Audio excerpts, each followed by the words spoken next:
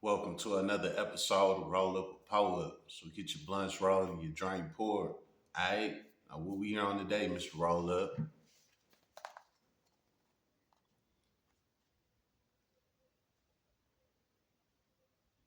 Babysitter confessed to SAing and killing 2-year-old. Alright, y'all know how we do. Let's get I'm to warning it. you that the details of this story are extremely disturbing. It is every parent's worst nightmare. It's the kind of thing that you tell yourself could never, ever happen to you. You have a St. Louis mother, Bianca Wells, who left her 2-year-old son, Brian, with someone that she trusted completely, her own boyfriend, 21-year-old Nico Cotton. She went to work, believing that her happy, loving little boy was safe and sound. In fact, I'll tell you what, just look at this video of Brian that his aunt shared on Facebook, okay? This is the vibrant, joyful little boy that his family knew. Shake it.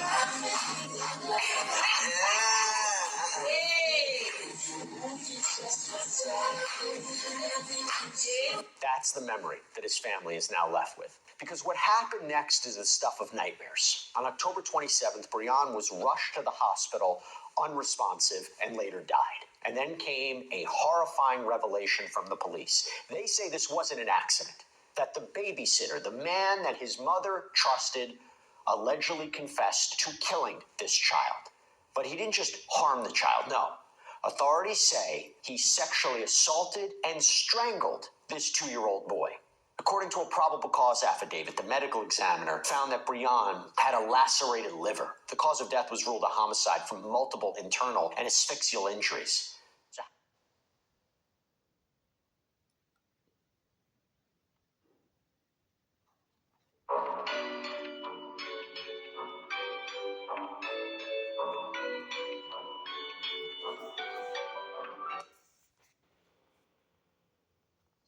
So how does a story that begins with the laugh of this sweet little boy end like this? We've been digging through the court documents. We've been digging through the police reports to try to get just a picture here, a clear chronological picture of what happened, this case. So according to the St. Louis Metropolitan Police Department, this all started with a call for help. October 27th, it's around 10:40 p.m., police were called to a house in the Mark Twain neighborhood for a 2-year-old boy who was unresponsive. Officials arrive, they rush this child, who again was identified as Brian Wells, to a nearby hospital where he was declared deceased. And now there are a few critical details here that we want to talk about, because police confirmed to local outlet Fox 2 that the 2 adults who were with Brian were not his parents. We have learned that this call came from a house where the child didn't even live. According to a probable cause statement, the man watching him, again, was Bianca Wells' boyfriend, 21-year-old Nico Cotton, and police say Cotton told them he was the, quote, sole caregiver for the child on October 27th and had been there for several days. Now, initially, the Child Abuse Unit took over the investigation, deeming the circumstances suspicious. The adults present, including Cotton, they were questioned and released pending that investigation. But the break in the case came from the medical examiner's report 2 days later. Why? October 29th, the medical examiner's office said that the little boy's body had evidence of strangulation as well as other injuries. The report ruled the death a homicide, finding Brian died from, quote, multiple internal and asphyxial injuries, including a lacerated liver, and also showed signs of sexual assault. So with this evidence, the case was then transferred to homicide detectives. And faced with these findings, Nico Cotton turned himself in on October 30th. It was then, according to the probable cause affidavit, that he allegedly confessed, admitting to sexually assaulting and strangling Brian. Now, he has since been charged with second-degree murder, forcible sodomy, statutory sodomy, abuse of a child resulting in death, and it is in that probable cause affidavit where the alleged confession becomes even more disturbing and even more graphic and even more specific. The document states that after being read his rights, the defendant, Nico Cotton, and that progression's important, right? Allegedly saying this after being read his rights, that is when he didn't just admit to the assault, he detailed it. And this is so beyond disgusting and graphic that we're not going to read you the whole thing in its entirety. But essentially, police claim that Cotton engaged in sexual activity with this child, this 2-year-old child. And during that activity, he, quote, bit and strangled the child. The child's death was the result of the multiple injuries he suffered during the sexual assault. It is a level of alleged brutality that is almost impossible to comprehend, especially when you remember, again, that vibrant little boy at the center of it. So following Breon's tragic passing, his aunt shared these videos to show the world who this little boy was. Why do you look like a grown man? No.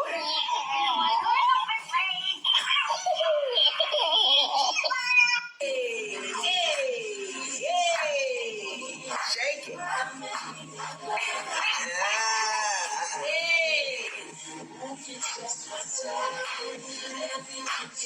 Again, that laugh, those clapping hands, this is the child that his family is now forced to mourn. In her grief, Breon's mother, Bianca Wells, told KMOV that this feels like something out of the TV shows that she watches, saying, I watch Law and Order all day, so to feel like this is me and this is my baby, the happiest baby in the world, he doesn't deserve this. It feels like my heart is shattered. It doesn't feel like I have air in my lungs right now. She also shared a message for other families, a warning born from her own tragedy, saying, support your family, be there for them, because you could be like me and have nothing. She also told the outlet that one of the only comforts she has is that Breon is in a better place with his father. The boy's godmother, Latoya Johnston, told the St. Louis Dispatch that Wells didn't have much support. That's why she left him with someone she trusted while she worked long shifts. Johnston told the paper, quote, she was not a bad mom. She was a trying mom. There's no book on parenting. There's no foundation of knowing how to take care of a child. She was trying, and she had the love and support of people trying to help her learn. Now, Nico Cotton remains in custody, again facing these charges of second-degree murder, forcible sodomy, statutory sodomy, abuse of a child resulting in death. I think it's important, once again, to remember to say what these charges are, and now we want to talk about it. I want to bring in right now trial attorney Allie.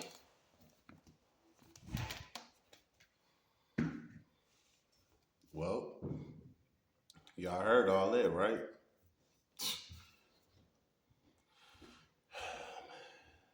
You know what?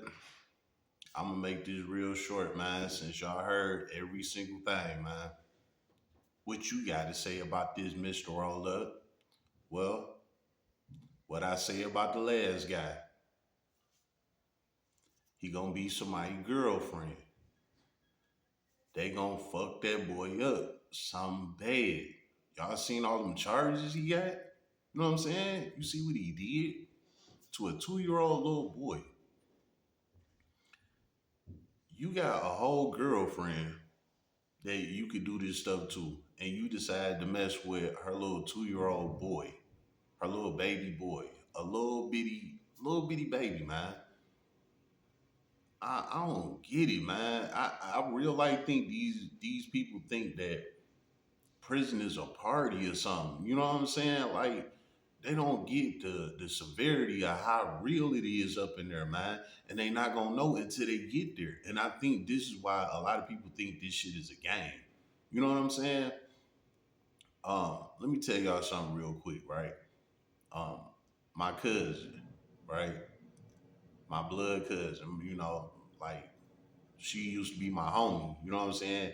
One point in time, she was living with me and my family. You know what I'm saying? When I was younger and she was like my little sister. Well, fast forward the tape, I'm in prison, right? And she had got with this guy. Some dude she was feeling or whatever. She got with the guy. At the time, I think my cousin had like 2 kids. She had 1 or 2 kids, something like that at the time. You know what I'm saying? The guy that she was with was the father of her kids, right? You know what? I think she had 1 kid at that time, right? I can't really remember. That shit was 10 plus years ago. Really like 15 years ago. You know what I'm saying? Um, with that being said, her and the guy all in love and all of this shit, they ended up having a kid, right? Mind you, I'm in prison. I'm just hearing the word of what's going on, right? Well, with all that being said, my people telling me like, hey, this guy ain't right. He be putting his hands on her, blah, blah, blah, blah, blah, blah. I'm like, what? Mind you, I'm in prison, so it ain't shit I can do, But my people telling me, you know what I'm saying? Well, it went from him putting his hands on her to when she'll leave and go to work, he be at home putting his hands on a child. You know what I'm saying? She was hiding the fact that he was putting his hands on the child. It took for him to eventually unalive the child before it came out. You know what I'm saying? And when after the child got unalived and they did the autopsy, they just said that this been going on. You know what I'm saying? So when that information got released to the family, it's like, what? And then that's when my cousin had to come out and say, hey, yeah, he been doing this, um, blah, blah, blah, blah, blah, blah. Right? With that being said, they locked him up, gave him life in prison, right? While this was going on, my people telling me what happened and everything. Mind you, I never met the child, none of that. You know what I'm saying? This just family, you know what I'm saying? But I never got to meet the child. I was in prison. So my people, they telling me, they like, look, man, if you see him in there, please don't touch him. Just come home, blah, blah, blah, blah, blah, blah. Because my family know how I was coming, especially back then. You know what I'm saying?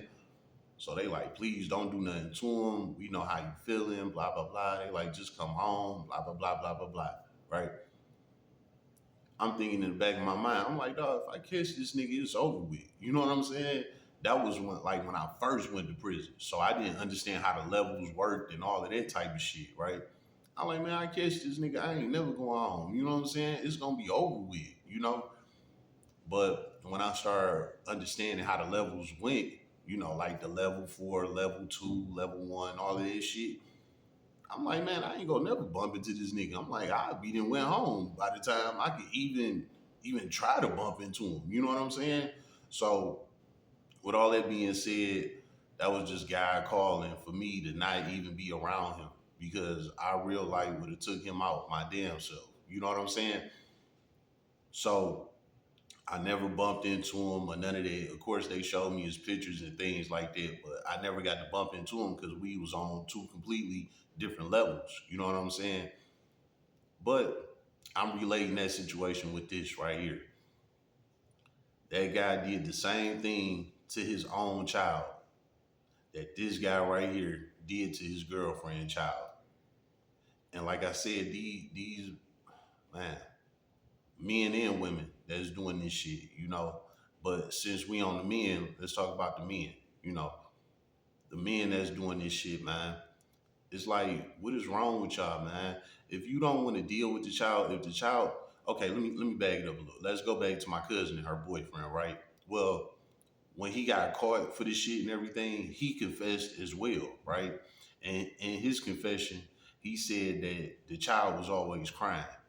He was trying to play the video game and the kid always be crying. So what he did was he picked the child up and threw the child against the wall. And that's what ultimately killed the child. Now before he was, putting his hands on the child, things like that. But the last straw was he's sitting there playing the game and the kid just crying. He went and picked the kid up, threw him against the wall, and that was it, right? So he confessed to all of that shit. All right, got that out the way. Now let's get back to where we was at. These guys, they doing this shit and then they confessing to it like it was some real street shit or something. Like, yo ass a goofy. You know what I'm saying? Like, you little do you know you about to go to prison and get scraped in that bitch. You know what I'm saying? Like, I know you don't think this is a trophy or a reward or something for doing what you did. Like, y'all just admitting this shit like you about to go to prison and be the kingpin in that bitch or something. Like, motherfucker, you the crab in the barrel. You know what I'm saying? Like, they about to scrape your ass for real. And more than likely, you probably gonna get a $150 in that bitch. You gonna be somebody's girlfriend. You gonna get all your shit took, and you probably gonna get a $150. And this is what you gonna have to deal with for the rest of your life. I don't get what these guys is not getting about this shit. You know what I'm saying? Or they just don't understand how prison really operate. But with all this being said, man, he gonna find out. You know what I'm saying? He gonna find out real quick. Soon as they sentence his ass and they send him to that level 4, he gonna find out, and he ain't gonna have no choice but to deal with it for the rest of his life. How about that? It's been another episode of Roll Up a Poet. So you get your blanch raw and your dry pork.